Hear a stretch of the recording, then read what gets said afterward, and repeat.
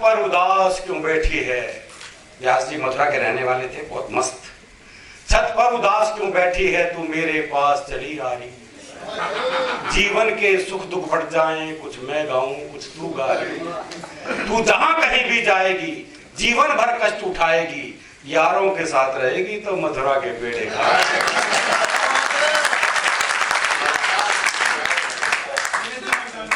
नीरज जी की कोशिश करता हूँ मैं। नीरज जी जैसी आवाज तो मैं नहीं गा सकता। नहीं रहने दे।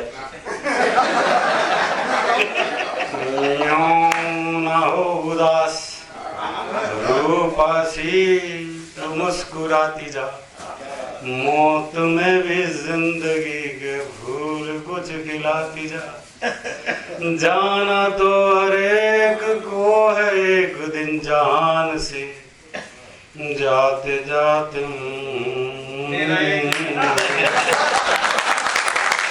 जमाने में नीरज जी ऐसे ही पढ़ते थे।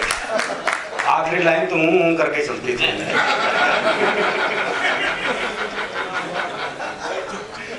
खैर जो मैं कविता सुनाने के लिए आया हूँ वो सुनाता हूँ आपको। धर्मयुग में कवि छपते थे आदित्य जी के। उस वक्त की पीड़ा थी कि कवि भेजते थे कविताएं संपादक को, और वो खेत सहित वापस आ जाती थी। अच्छी कविता है। और वो वापस आ जाना, कविता के वापस आने का दुख नहीं होता था इतना, उसको लिखा होता था खेत सहित, चिट लगी होती थी। वो खेत सहित साला बहुत खेत देता था। मैंने एक प्रेम की कविता रची, भेज दी संपादक को। संपादक ने जैसा अक्सर करता है मेरी कविता खेत सहित वापस लौटा दी। मुझको एक शरारत सूझी। 15 दिन के बाद वही कविता उसी खेत सहित संपादक को ही पुनः भेज दी। 7 पत्र लिख दिया, प्यार से भरकर अपना हिया। पूज्य संपादक जी कविता भेज रही हूँ। पूज्य संपादक कविता भेज रही हूँ। मेरा प्रथम प्रयास है, जीवन के 16 वर्षों में पहली बार लिखी है मैंने।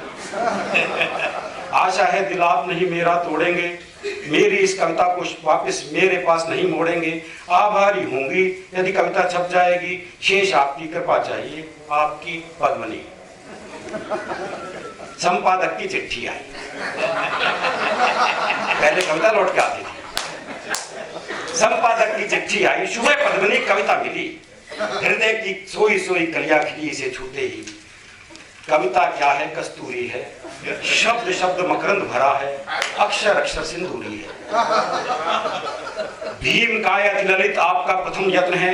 यह कविता मामूली कविता नहीं, हमारे काव्य सिंधु का सुगढ़ रत्न है। वाह वाह वाह वाह। इसी उम्र में इतना गहरा मानस मंथन, इसी उम्र में इतना गहरा मानस मंथन, एक गीत में सारे काव्य जगत का ग्रंथन। इसकी महिमा जितनी गाऊं उतनी कम है। इतने आंसू छलकाए तुमने कविता में, कागज गीला और लिफाफा तक नम है। कौन अभागा संपादक होगा जो इसको लौटाएगा। अम्बुज का रस छोड़ भ्रमर की करके फल को खाएगा। और इससे ज्यादा कोई संपादक किसी के लिए नहीं कर सकता जो ये कर रहे हैं संपादक। अम्बुज का रस छोड़ भ्रमर क्यों की करके फल को खाएगा। रोज गीत यदि भेज सको तो मैं अपनी इस मैगजीन को साप्ताहिक से दैनिक कर दूं।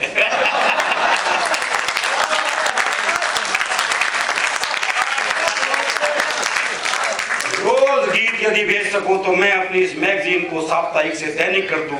हिंदी का साहित्य सरोवर पद्मों के सौरभ से भर दूं। लिखते ही प्रेषित कर दिया करे कविता को, रस में डूबा सदा आपका चिर संपादक रसिक बिहारी। मैंने चिट्ठी पढ़ी हंसा मैं, शीशे में जा मैंने अपना रूप निखारा। मैं बेचारा और पद्मनी कहाँ वो फुसट संपादक जो जीवन के 50 से ज्यादा पतझड़ देख चुका है। खेत सहित उस संपादक को लिखा मैंने, बे संपादक मैं पद्मनी नहीं पद्मोना हूं पूरा। बे संपादक मैं पद्मनी नहीं पद्मोना हूं पूरा, खबरदार जो बुरी आंख से मुझको घूरा। यही गीत पहले मैंने तुझको भेजा था, तब ये गीत नहीं था क्यों बे। तब खेत सहित वापस दे मारा। नाम पद्मनी का पढ़ते ही रत्न हो गया, सुधा हो गया, अब कैसे ये सागर खारा। बे साहित्यिक सांड चलेगा कब तक ऐसे, काव्य कुंज में क्यों कीचड़ फैलाता है तू अरण्य भैसे। कविता पढ़ता नहीं नाम पढ़ता है बे तू। लिंग भेद ही तेरे लिए काव्य का हेतु। अंत में कविता छाप या मत छाप, खेत सहित मैं तेरा बाप।